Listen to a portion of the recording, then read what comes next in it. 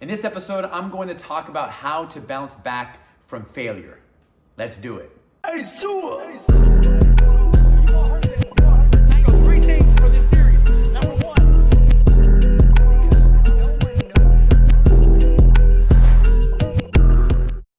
On December 10th, 1914, at approximately 5:30 p.m., Thomas Edison, yes, the famous inventor Thomas Edison, his plant was destroyed. 10 buildings burned to the ground, including important documents and important prototypes. He had a son, Charles, who was 24 at the time, and Charles said that his dad calmly walked up to him while the buildings were burning down, and he said, "Go get your mother and your friends, because they'll never see a fire quite like this." Charles was obviously sad, obviously frustrated, and he did not do what his dad said. His dad then calmly reminded him, "Hey, don't worry, it's just burning a whole bunch of rubbish." Thomas Edison told the newspapers that night that he's 67 years old, and all he's gonna do is start again tomorrow. And that's exactly what he did. He got a sizable loan from his buddy Henry Ford, and 1 year later, he turned that loan into $10 million in profit. What we learned from this experience from Thomas Edison is that failure doesn't have to be final. Failure doesn't have to be fatal. In your career and in your industry, you can learn from it, you can grow from it, you can bounce back from it. So how do you do it? That's exactly what we're going to be talking about in this video. One of the things you need to understand about failure is the more invested you are in your craft, the more painful failure is going to be. Once again, the more invested you are, the more painful it's going to be when you fail. But you need to also understand that pain teaches.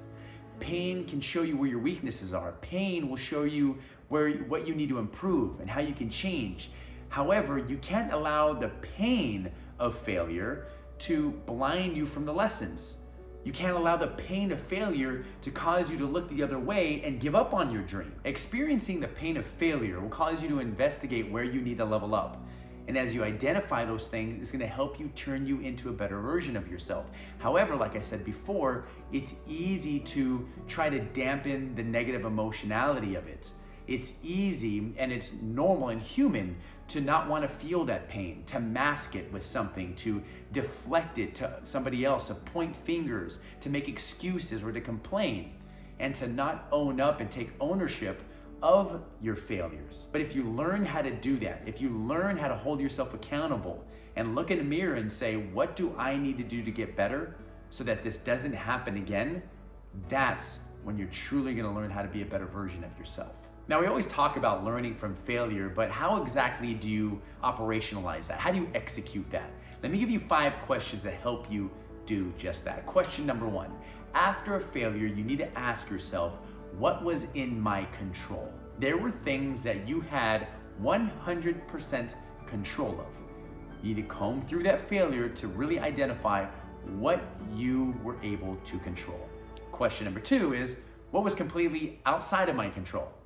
You had no control over these things. It's important to identify what these things are because you might be beating up on yourself over something you had no control over, including other people.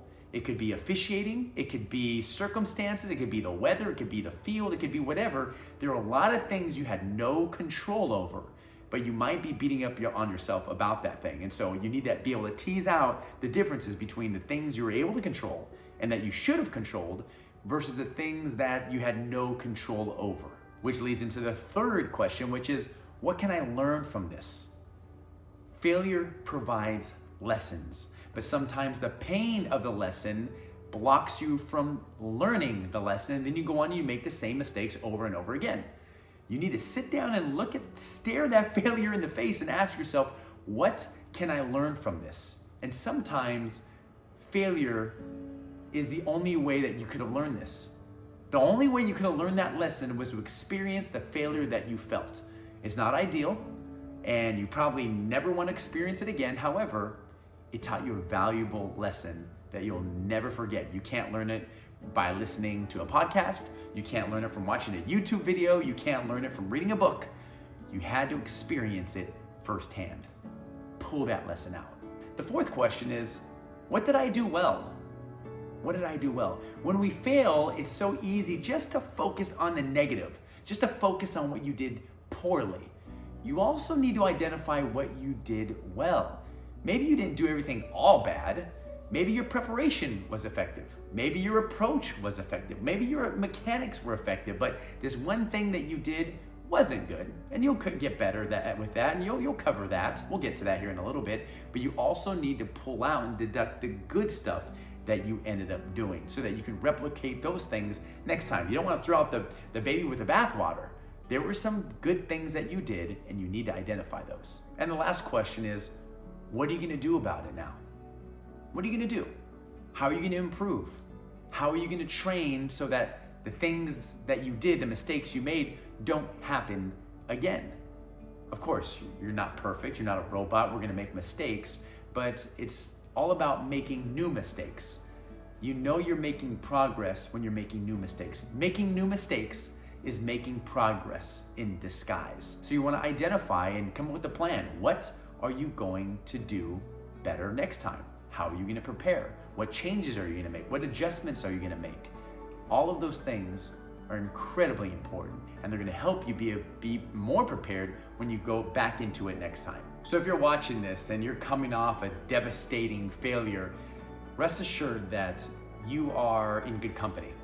Some of the best in the world in every single industry have experienced what you're experiencing. And not just once, 2 times, 3 times, 4 times, over and over again. Michael Jordan, one of the greatest athletes to have ever walked the face of the earth, has said, he has one of my favorite quotes. He said, "I have failed over and over and over again, and that is why I succeed." You signed up for the hard road the moment you decided to go after your dreams. It is not supposed to be easy. It is going to be very difficult, but difficult doesn't mean impossible. Difficult is just difficult, and you can do difficult things. But in order to do those difficult things, you have to be able to learn from your missteps. You have to be able to learn from the failure. And if you have the ability to learn from your failures, the ability to get better despite these mistakes you're making along the road, you're setting your future self up for success, because that's what the best in the world do. That's what the best parents do. That's what the best athletes do. That's what the best students do. That's what the best leaders do. Their ability to learn from failure. And as you do this, you're gonna see that you're gonna grow, and you can help others grow and be better versions of themselves as well. Well, I hope you enjoyed this video. We are trying to grow this channel. Please hit the like and subscribe button. If you think someone could use this, continue to share it, and hit that bell so that you know when the next video is going to be released.